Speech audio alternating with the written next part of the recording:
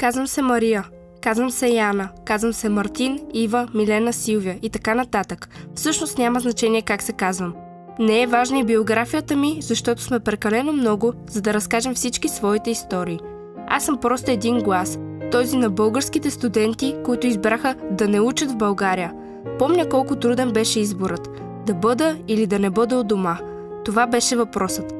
Кампаниите, призоваващи бъдещите студенти да се доверят на родината, ако им е мила, и да останат, още стоят в съзнанието ми като забити на дълбоко куршуми, носещи вина.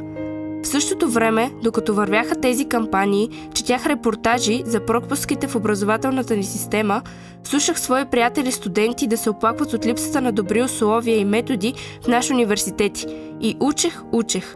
И докато учех, си мислих как ако останах тук, щях да се озова на едно и също място с много хора, които в училище не са полагали и половината на моя труд. И какъв щеше да е смисълът тогава от стремежът ми към усъвършенстване, след като предимствата ми пред мнозина дори не биха имали значение.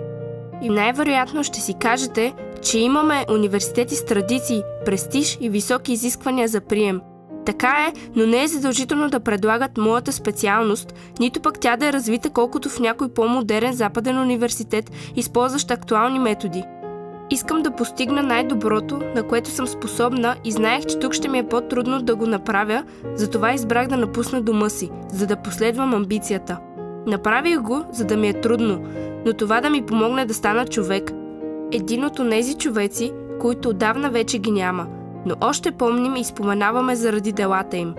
Болезнено е да чета и слушам негативни изказвания за хилядите наши студенти навън. Бегалци, страхливци, дезертьори. Болезнено е да се опитвам да приема думи като «бягайте, щом можете». Тук няма нищо за вас. Бягайте навън и ако е възможно, не се връщайте.